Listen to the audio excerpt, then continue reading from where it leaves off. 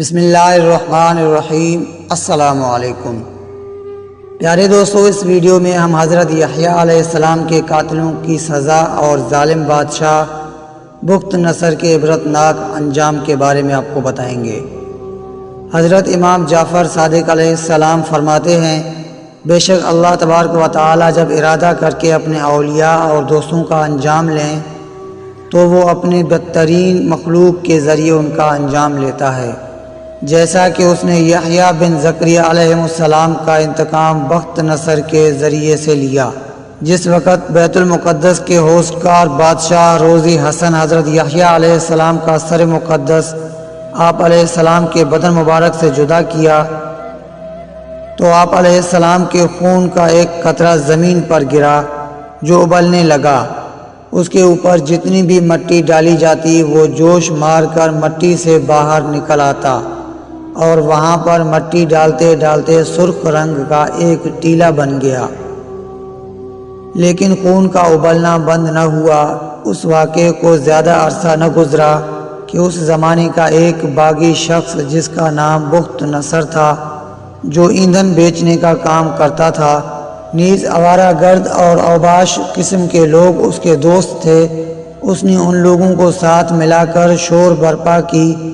وہ جہاں پر جاتے قتل و غارت کرتے، حتیٰ کہ وہ بیت المقدس پہنچے، اس پر قبضہ کر لیا اور وہاں کے ظالم حکمرانوں کو بدترین طریقے سے موت کے گھاٹ اتار دیا۔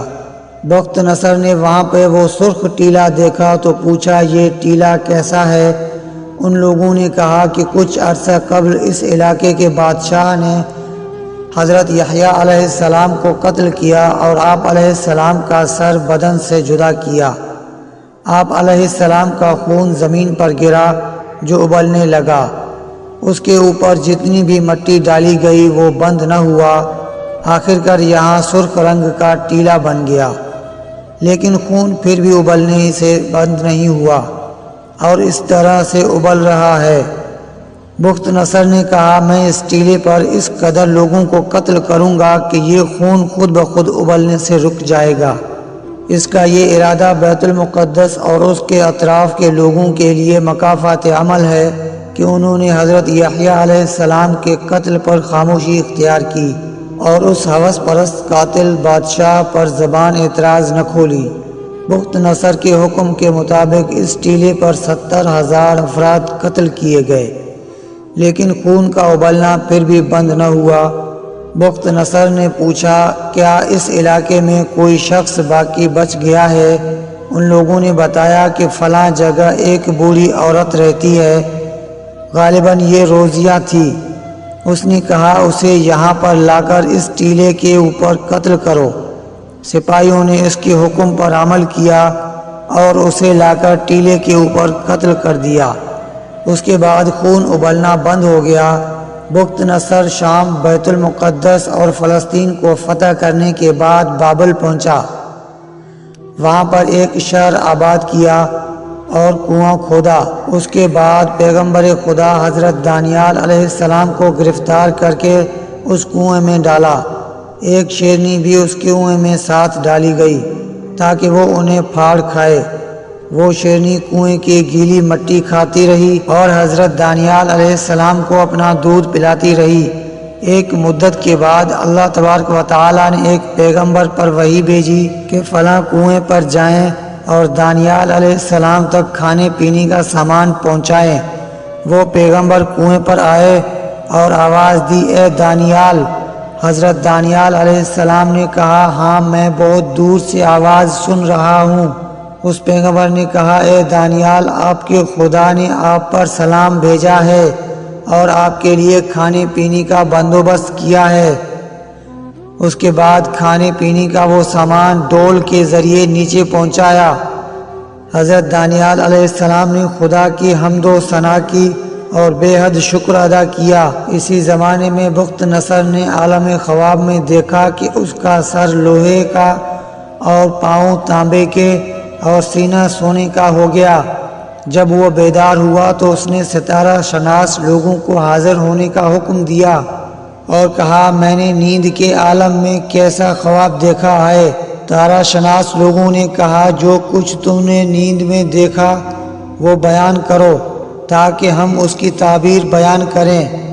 بخت نصر غصے میں آ گیا اور کہا میں سالہ سال تم لوگوں کو برق لباس اور روزی دے رہا ہوں، لیکن تم لوگ نہیں جانتے کہ میں نے کیسا خواب دیکھا ہے، پس مجھے تم لوگوں سے کیا فائدہ؟ پھر اس کے حکم کے مطابق ستارہ شناس لوگوں کو موت کی نیند سلا دیا گیا۔ اس دوران میں وہاں پر موجود افراد میں سے کسی نے بخت نصر سے کہا اگر تم کسی ایسے شخص کی تلاش میں ہو کہ جس کے پاس علم و معرفت ہو تو فقط اور فقط اس شخص کے پاس ہے جسے تم نے کنویں میں قید کر رکھا ہے، اور ایک شیرنی بھی وہاں پر چھوڑ دی ہے تاکہ وہ اسے کھا جائے۔ نہ صرف یہ کہ اسے نقصان نہیں پہنچایا بلکہ گیلی مٹی کھاتی ہے اور اس شخص کو دودھ پلاتی ہے۔ اس نے اپنے کارندوں کو حضرت دانیال علیہ السلام کے پاس بھیجا۔ ان لوگوں نے حضرت دانیال علیہ السلام کو اس کے سامنے حاضر کیا۔ اس نے پوچھا میں نے خواب میں کیا دیکھا ہے؟ حضرت دانیال علیہ السلام نے فرمایا کہ تو نے خواب میں دیکھا ہے کہ تیرا سر لوہے کا اور پاؤں تانبے کے اور سینہ سونے کا ہو گیا۔ بخت نصر نے کہا ہاں خواب تو یہی ہے، اس کی تعبیر جاننا چاہتا ہوں۔ حضرت دانیال علیہ السلام نے فرمایا اس کی تعبیر یہ ہے کہ ایک ایرانی غلام تجھے 3 دن بعد قتل کر دے گا۔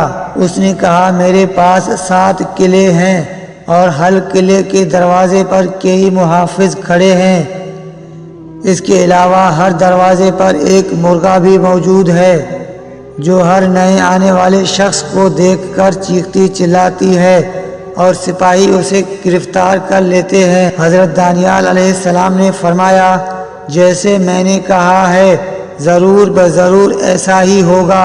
اس نے احتیاط اپنے مخصوص لشکر کو تیار رہنے کا حکم دے دیا اور کہا جو بھی ناآشنا شخص نظر آئے اسے قتل کر دیا جائے۔ اس کے بعد جناب دانیال علیہ السلام سے کہا تم 3 دن تک ادھر ہی رہو گے، اگر یہ 3 دن صحیح اور سلامتی سے گزر گئے اور مجھے کچھ نہ ہوا تو میں تمہیں قتل کر دوں گا۔ حضرت دانیال علیہ السلام کو وہاں پر قید خانے میں ڈال دیا گیا۔ پہلا اور دوسرا دن سلامتی سے گزر گیا۔ جب تیسرا دن ہوا تو بخت نصر کا دل اپنے محل سے تنگ آ گیا۔ اس نے ارادہ کیا کہ محل کے صحن میں تھوڑی دیر کے لیے چلے پھرے اور تازہ ہوا کھانے کے بعد دوبارہ اپنے محل میں پلٹ کے آئے۔ اس طرح یہ تیسرا دن بھی سلامتی سے گزر جائے گا۔ جب وہ اپنے محل سے باہر آیا تو اس کی ایک ایرانی جوان سے ملاقات ہوئی جسے وہ اپنا بیٹا بنایا ہوا تھا، لیکن اسے یہ معلوم نہیں تھا کہ وہ ایرانی ہے۔ اس نے اس کے ہاتھ میں اپنی تلوار دی اور کہا میرے بیٹے ذرا ہوشیار رہنا کہ کوئی بھی محل میں داخل نہ ہو، جو بھی محل میں داخل ہو خواہ میں ہی کیوں نہ ہوں اسے قتل کر دو۔ ایرانی غلام نے تلوار ہاتھ میں تھامے اور تھوڑی دیر کے بعد بخت نصر محل میں داخل ہوا تو اس پر حملہ کر کے اسے قتل کر دیا۔ جب بخت نصر اپنی خون میں لت پت تھا تو اس نے غلام سے پوچھا کہ تم نے مجھے کیوں قتل کیا؟ اس غلام نے کہا کہ تم نے تو مجھے خود حکم دیا اور کہا جو کوئی بھی خواہ میں ہی کیوں نہ ہوں اور محل میں داخل ہوں اسے بے چوں چراغ قتل کر دینا، لہذا میں نے آپ کے فرمان پر عمل کیا۔ بخت نصر نے وہاں پر جتنی بھی فریاد بلند کی اس کی کسی نے بھی نہ سنی اور آخر کار وہ ہلاک ہو گیا۔ لوگوں کو اس کے شر سے نجات مل گئی۔